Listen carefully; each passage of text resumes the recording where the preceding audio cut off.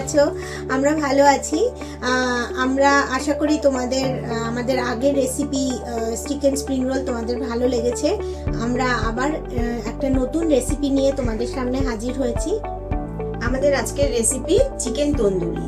Chicken tandoori সাধারণত সবাই আমরা ওভেনে করি, মাইক্রো ওভেনে করি। তো আজকে আমরা সবার কথা মাথায় রেখে গ্যাস ওভেনেই করে দেখাচ্ছি চিকেন তন্দুরিটা। তাহলে চলো আর দেরি না করে আমরা রান্নাটা স্টার্ট করি। আশা করি ভালো লাগবে। তন্দুরি চিকেনের জন্য প্রথমেই আমাদের লাগছে চিকেন, এখানে লেগ পিস আছে, আর রয়েছে টক দই, আদা রসুন বাটা, হলুদ গুঁড়ো, গরম মশলার গুঁড়ো, গোলমরিচ গুঁড়ো, নুন, লেবুর রস, চাট মশলা, ধনের গুঁড়ো, জিরের গুঁড়ো, কাশ্মীরি লঙ্কার গুঁড়ো, আর রয়েছে এখানে তন্দুরি চিকেন মশলা।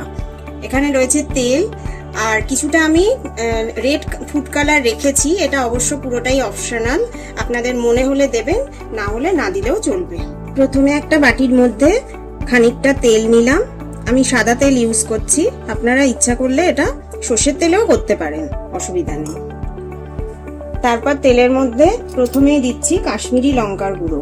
তেলের মধ্যে কাশ্মীরি লঙ্কার গুঁড়ো প্রথমে দিলে কালারটা খুব ভালো আসে।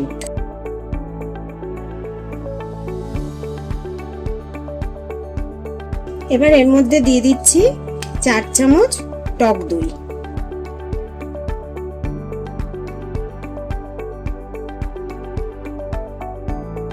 এবার এর মধ্যে খানিকটা 2 চামচের মতন আদা রসুন পেস্ট দিলাম, স্বাদ মতন নুন, একটু হলুদ গুঁড়ো, একটু গোলমরিচ, গরম মশলার গুঁড়ো। এখানে চিকেন তন্দুরির মশলা রয়েছে, এটা খানিকটা দিলাম 2 চামচের মতো।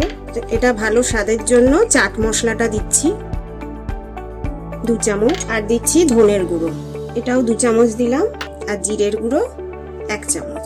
কালারের জন্য আমি সামান্য একটু ফুড কালার ইউজ করছি। এবার সব মশলাগুলো একসঙ্গে ভালো করে মিশিয়ে নেব। প্রথমে আমরা চিকেন পিসগুলোকে নিলাম, সেখানে খানিকটা নুন, গোলমরিচ, লেবুর রস দিয়ে আধ ঘন্টার মতন এটাকে ম্যারিনেট করে রাখতে হবে। এবার মশলার মধ্যে চিকেনের পিসগুলো ভালো করে মাখিয়ে নিলাম। এটা 5-6 ঘন্টা ম্যারিনেট করে রাখতে হবে, ওভারনাইট রাখলে আরো ভালো হবে। গ্যাসটা প্রথমে জ্বালিয়ে নিলাম, তারপরে আমি একটা ননস্টিকের ফ্রাই প্যান বসিয়ে দিলাম। এবার খানিকটা তেল এর মধ্যে দিয়ে দিচ্ছি। আমি এক একটা করে চিকেনের পিস দিয়ে দিলাম।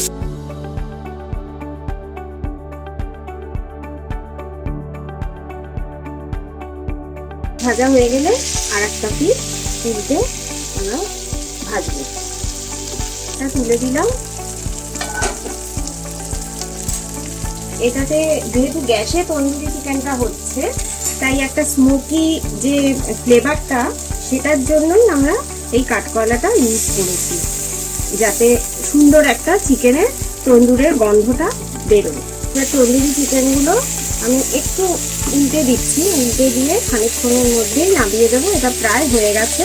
চিকেন তন্দুরি একদম রেডি হয়ে গেছে। আমরা গার্নিশ করে রেখেছি এখানে পুদিনার চাটনি রয়েছে। পুদিনার চাটনির প্রিপারেশনটা আমরা জানাইনি ঠিকই, কিন্তু তাও বলে দিচ্ছি।